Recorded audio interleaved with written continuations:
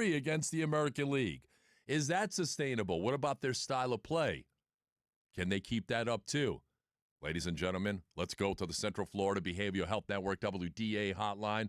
Learn more at cfbhn.org.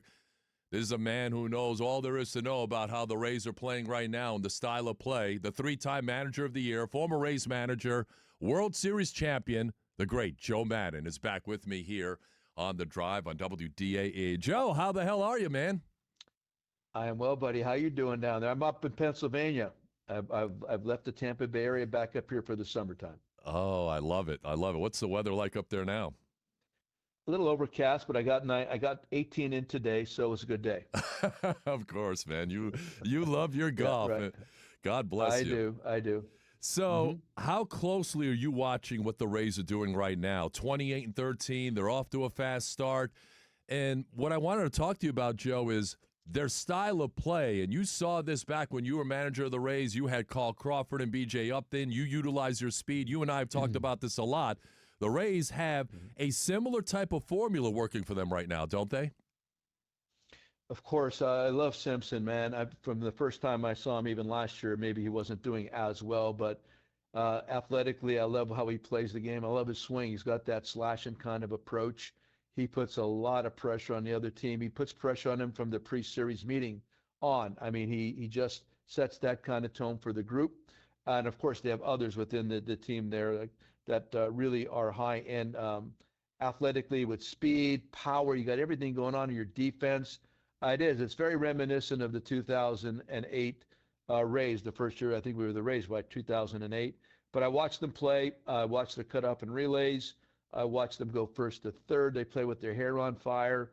For me, Cashie's got it going on the right way. That's exactly what they need to look like. And then you get the pitching like you saw last night, and their bullpen has been spectacular. Yes, I have been watching.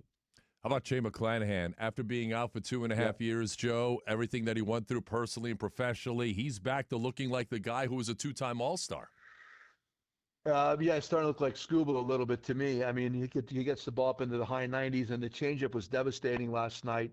As he gets more comfortable with his health and the Rays get more comfortable with him with his health, you're going to see that continue to I think, even get better.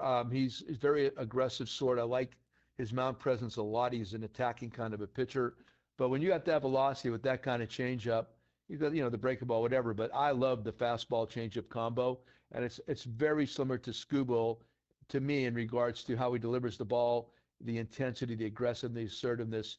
And those are the reasons why I like him beyond everything else. The guy he just gets after it really nicely. Joe Maddon, former Rays manager, World Series champion, with me here on The Drive on WDAE. Rays and the Blue Jays tonight. Our coverage beginning at 6 o'clock. And how about these numbers, Joe? 10-1 against the American League East, 20-3 against the American League. That can't be sustainable, can it? That's tough right there. They're catching everybody at the right time, probably this first time through. I think, the Blue Jays are doing it again. And we did that with the Blue Jays for years, but they're going to get better, I think, as the season's in progress. So their record's going to improve. Baltimore is still trying to figure themselves out. Boston really getting off to an abnormal start and eventually changing manager. There's a lot of little innuendo going on within the AL East that's making it, I think, more functional, or I never want to use the word easier, but it's ripe right now for the Rays to do what they're doing exactly. And that's wonderful, because I think some of these teams will come back and they will be playing better baseball before you know it. But the record in the East, and then, of course, in the overall in the American League, that's kind of stunning. That's great stuff. I don't think it's sustainable at those numbers. Those numbers are nuts. But, I mean, it's sustainable in the sense that they should be playing well against this group for the entire season, yes. It is crazy, and we're only a quarter of the way through the season. You've been through it before. You got a long way to go. Mm-hmm. Yeah, because it's peaks and valleys, right? I mean, you've been through it. Well, yeah, listen, I mean, everybody gets too excited when it goes too well, and they get too bummed out when it doesn't go so well. It truly is an ability to process the day and trying to keep that even headedness about you. I mean, because there's going to be ebbs and flows. You're going to feel great. You're going to feel awful. You're going to feel like you could throw your glove out there and win every night. And there's other nights you feel you don't even realize, or you feel like when's the next time we're actually going to be able to win a baseball game? It gets frustrating at times. So they just need to stay on the path that they're doing, man. Whatever they're doing, in their meetings and their pregame and all this other stuff, their conversations, just stay right there, because I watch them. They seem to really like one another. I watch how they interact coming into the dugout when the camera pans in there. There's a lot of like intangible philosophical stuff going on there, culture stuff that I think really is a big part of why they're been so successful this early this year. And you're right about the chemistry part, because I've talked to a lot of players already, and they're all saying the same thing. Like, we really like each other. We hang out. We go to dinner together, which, as you know, especially on the road, you're on the buses, you're in the hotels. I mean, you're around these guys, more than you're around your own family. So if you get along with each other, I mean, that's only going to translate, right? Yes, and also have to believe the Trop is helping a lot. I mean, getting out of a AAA, a minor league spring training kind of a ballpark, getting back to their major league facility, their home, where we've always had a pretty good home court advantage in the past. I really believe, I said that from the beginning. I wanted to call it the pit when I arrived there, because I think with Tropicana, it would be wise and beneficial always to really play a game there that everybody does not want to come into that building. The sidelines are different. Depth perception is different. Of course, there's the fan base. When you get some good nights, some nights not so many folks there, and the energy level is different than maybe where these teams are coming from. So take advantage of that moment. I've seen it on the tube. Looks like they made some really nice changes aesthetically. So I think part of the ascension also is getting back into their digs, and they feel really good about that. And they're just playing Rays baseball. I like to consider it that. I love the pitching, the defense, the assertive offense. They got some pop too, man. They're hitting some homers.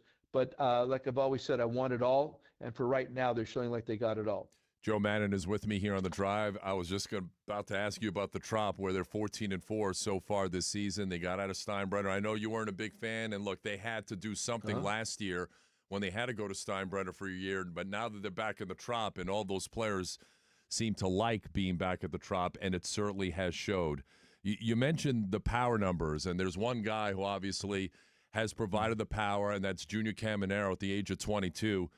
When you watch this guy, Joe, and his bat-to-ball skills, I mean, the bat speed, when I watch him, I see some Gary Sheffield in him. I see some Manny Ramirez in him. I see some Vlad Guerrero Sr. in him. The fact that he can hit bad balls out of the ballpark. But when you watch Junior Caminero, what do you see? Yeah, I see a man-child. I mean, he's also a good third baseman. From what I've been seeing, he's made a lot of really good plays. He's quick to his left. He's got a strong arm. So he plays the other side of the ball also. Offensively, ultra quick bat, can get to, like you said, any kind of pitch. Or analogies or comps are really good comps, I believe. He's 22 years old, which is really difficult to believe also. And just keep that guy well. Just keep him on that same path. I met him he came to our event this past year at our restaurant Ava there in Tampa. We had a Thanksmas, and I got to meet him there. Really nice, humble young man on top of everything else. So he's easy to root for. But physically, as a specimen, man, I'll tell you, that's exactly what any scout should be looking for. And then you get him at third base, a position that normally is very difficult to fill with all the necessary ingredients. And he looks to me like he's going to be able to do that. So you got a great young man, seems to be fits in well almost or anywhere. And then physically, he's talented on both sides of the ball. And he's got this presence and assertiveness and aggressiveness and joy for the game. That's what I see when I watch him play.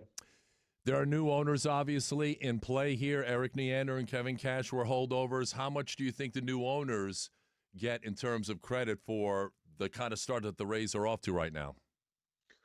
Well, it's just always about support. I mean, you have to go to Cashy and Eric, first of all. I'm sorry, but you have to. I think the consistency is there.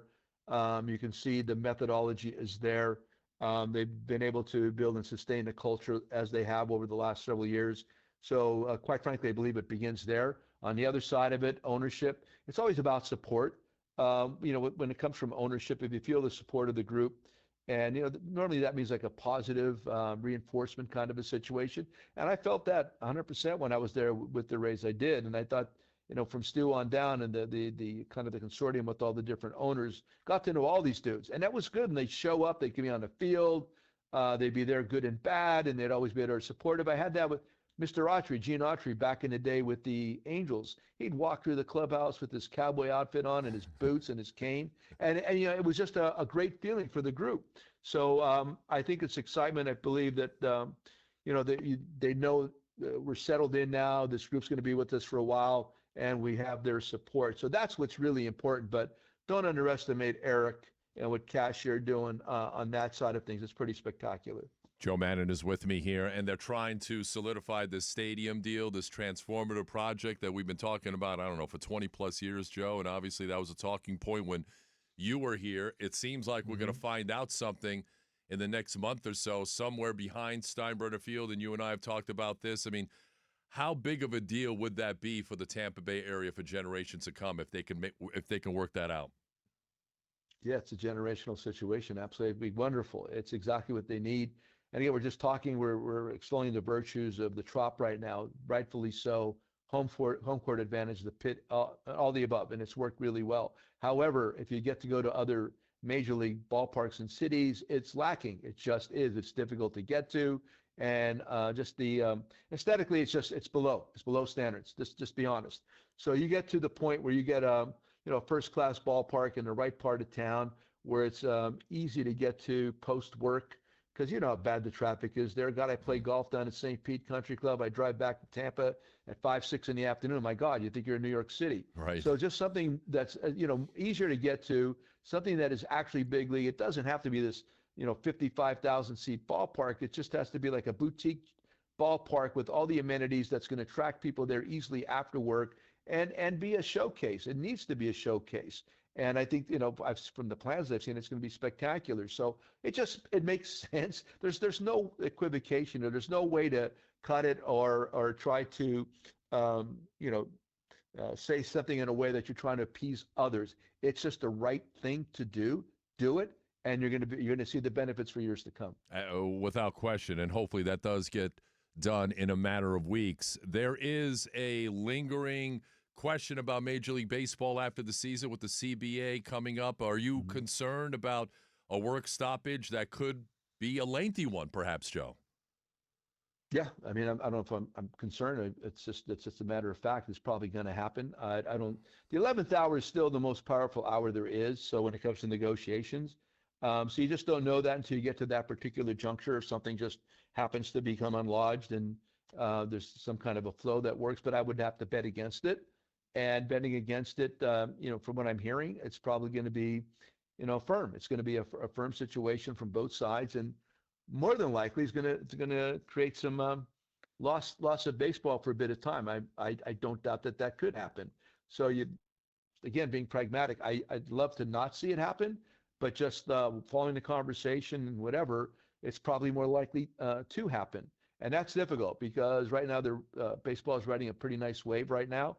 And you don't want to see that wave diminished, but it's more than likely it's probably going to happen, yes.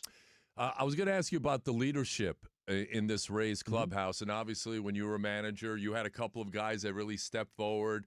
Cliff Floyd, Eric Hinsky. I mean, does that sort of thing happen organically, in your opinion, from your experiences? You can't just appoint a guy and say, okay, you're going to be the leader. That happens like from within, doesn't it? I think that's 1,000% accurate. Leadership is taken; it's not given. I mean, to appoint a leader, to me, that is frivolous, and it doesn't necessarily gain any traction that way. Leaders they take that position, and people just naturally want to follow them. When Cliff walked into that room, I mean, nobody knew Cliff. I didn't know Cliff until that point, and Ski, I didn't know Ski that well, and Percy was another big part of that group. And don't underestimate Danny Wheeler. Danny Wheeler is the one that really started turning the thing around the year before when he came over from Houston.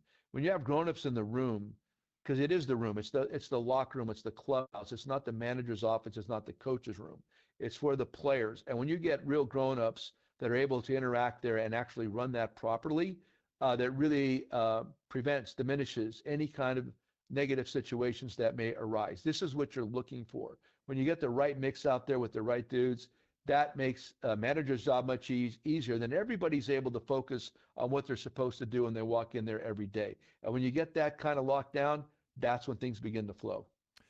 Wrapping it up here with Joe Maddon, a three-time manager of the year, former World Series champion. You've got the credentials. You've seen two teams switch managers already. A little bit of a quick trigger finger by the Phillies and the Red Sox in your estimation? Again, not knowing what's going on within the walls, I don't know that. But yes, otherwise, I mean, Alex is outstanding, and Robbie.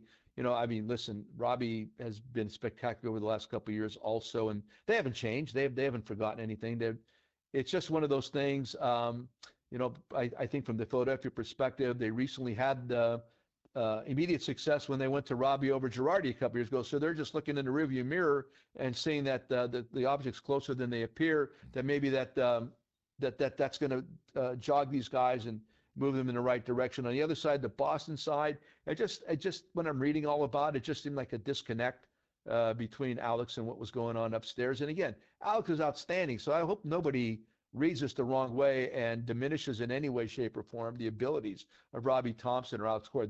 Please don't go there. That has nothing to do with it.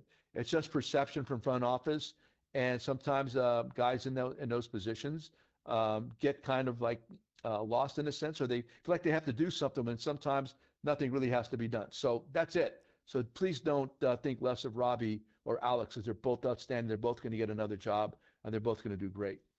All right, I'll get you out on this. I know you love your lifestyle. You love your golf. You played 18 today. Yep. You are a very accomplished manager.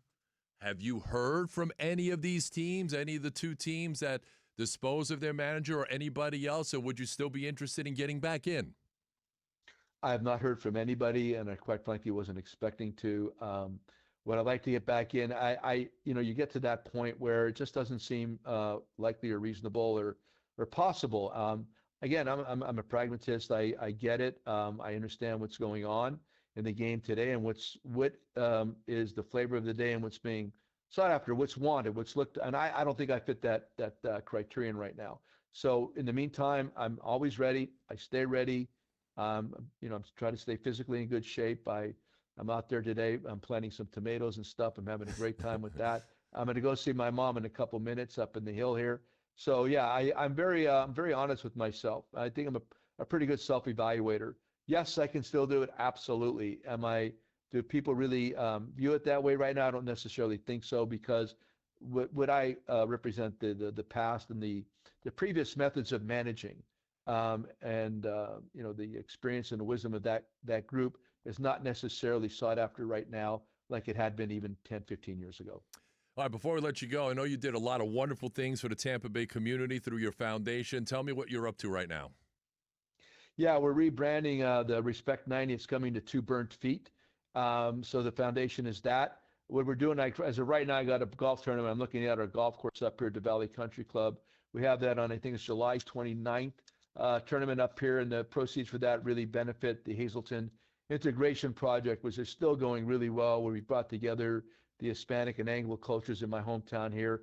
It's wonderful, to the point where we actually had a young lady last year through our program, is now at Lafayette College, where I attended school. So Anna Batista's down there at Lafayette. Nothing can make me prouder. So that's that. And then also in Chicago, we're going to start working on more Thanksmas up there, and then we're going to continue to do the same thing back there in Tampa Bay, when I get back there during the wintertime. So we're starting to rebuild that. The brand is being, the 2 Burnt Feet will be something new.